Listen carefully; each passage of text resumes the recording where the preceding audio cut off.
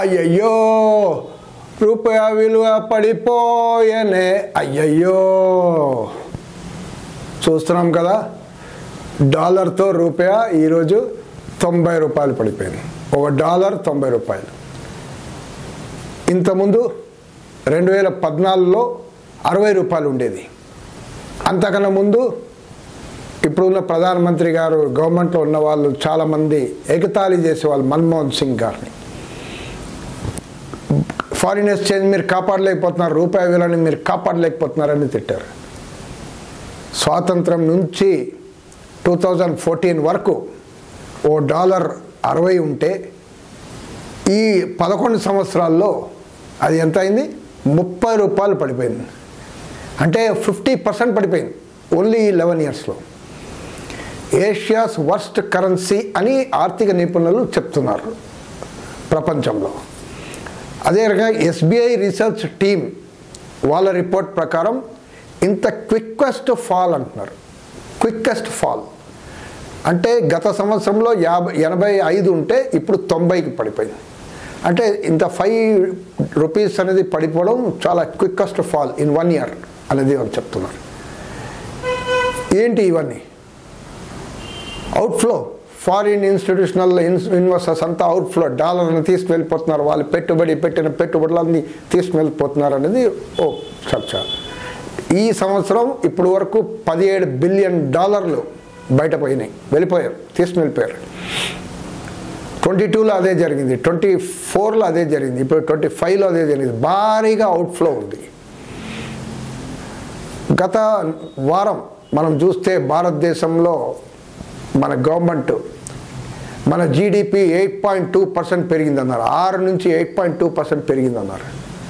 కానీ అదే టైంలో ఐఎంఎఫ్ కూడా భారతదేశానికి ఒక సి గ్రేడింగ్ అని ఇచ్చింది. దేంట్లో భారతదేశంలో ఈ డేటా జీడిపి క్యాల్కులేషన్ డేటాలో ఏ బి కాదు, సి గ్రేడింగ్. అంటే మీరు సరిగ్గా క్యాల్కులేట్ చేయట్లేదు, ఏమేమి తీసుకోవాలని తీసుకొని చేయట్లేదు అని చెప్పి ఆ రకంగా సి గ్రేడింగ్ అని ఇవ్వడం వల్ల భారతదేశ ఈ స్టాటిస్టిక్స్ పైన అనుమానాలు అనేది పెరిగింది. కాబట్టి మార్కెట్ సెంటిమెంట్ కూడా ఆ రకంగా లేదు. ప్రతిసారి ఆర్బీఐ ఇంటర్వ్యూన్ అయ్యేది ఇట్లా డాలర్లు రూపాయి పడిపోవడంలో. ఆర్బీఐ డాలర్స్ని అమ్మేది. అలా డాలర్స్ని కొంచెం అమ్మేస్తే రూపాయి మళ్ళీ స్టేబుల్ అవుతుంది. ఇప్పుడు ఆర్బీఐ దగ్గర సుమారు $800 బిలియన్ ఉన్నాయి ఫారిన్ ఎక్స్చేంజ్. సో ఇది ఆ రకంగా చేసేది. కానీ ఇప్పుడు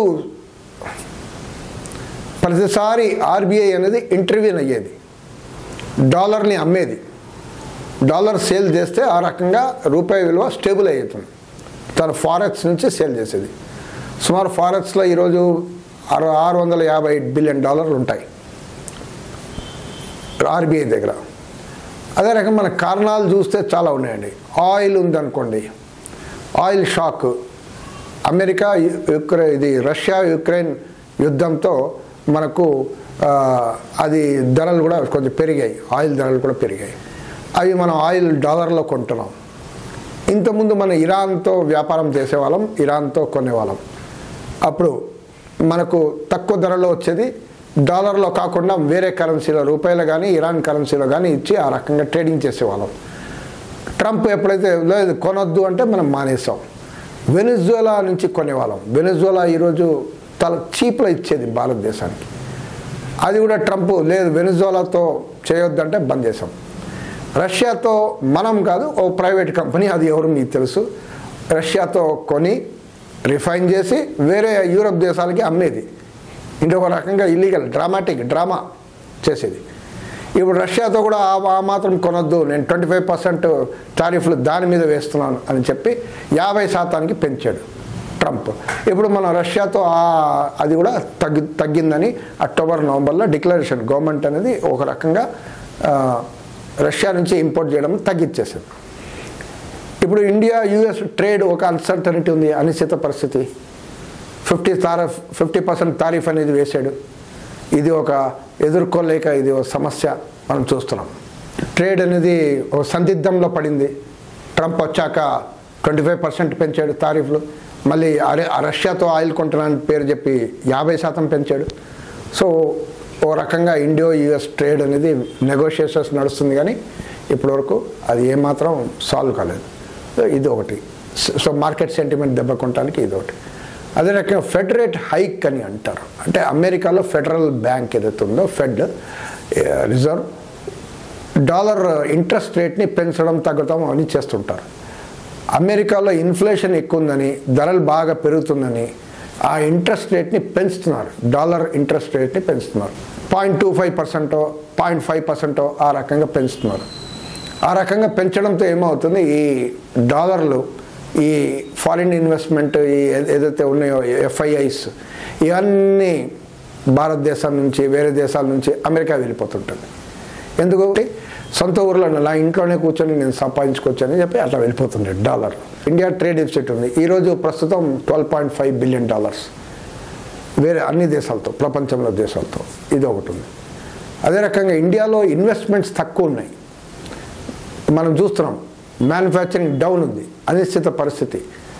ఫైనాన్స్ మినిస్టర్ నిర్మలా సీతారామన్ గారే అంటున్నారు కదా, మనం చూసాం కదా, అయ్యో కార్పొరేట్లారా మీకు ఇన్ని బ్యాంక్ రుణాలు రద్దు చేసాం, మీకు ఇన్ని మాఫీలు ఇచ్చాం, ట్యాక్స్లలో మీ ట్యాక్స్లని తగ్గించాం, మీకు ఈ రాయితీలు ఆ రాయితీలు లక్షల కోట్ల రూపాయల రాయితీలు ఇస్తున్నాం పిఎల్ఐ పేరు మీద ఈ పేరు మీద, కానీ మీరు ఇన్వెస్ట్మెంట్ చేయట్లేదు, పెట్టుబడి పెట్టట్లేదు, మీరు ఫ్యాక్టరీస్ పెట్టట్లేదు అని ఆమె మొత్తుకుంటుంది. మన భారతీయ కంపెనీలు, ఇండియన్ కంపెనీస్ భారతదేశంలోనే లోన్ కాకుండా విదేశీ నుంచి కూడా అప్పులు తీసుకుంటారు. విదేశీ రుణాలు కూడా ఉన్నాయి. డాలర్లో తీసుకుంటారు కాబట్టి డాలర్ డిమాండ్ పెరుగుతుంది. డాలర్ డిమాండ్ పెరుగుతుంది కాబట్టి రూపాయి పడిపోతుంది. అంటే ఇన్ని కారణాలు ఉన్నాయన్నమాట. రూపాయి పడటానికి ఇన్ని కారణాలు ఉంటాయి.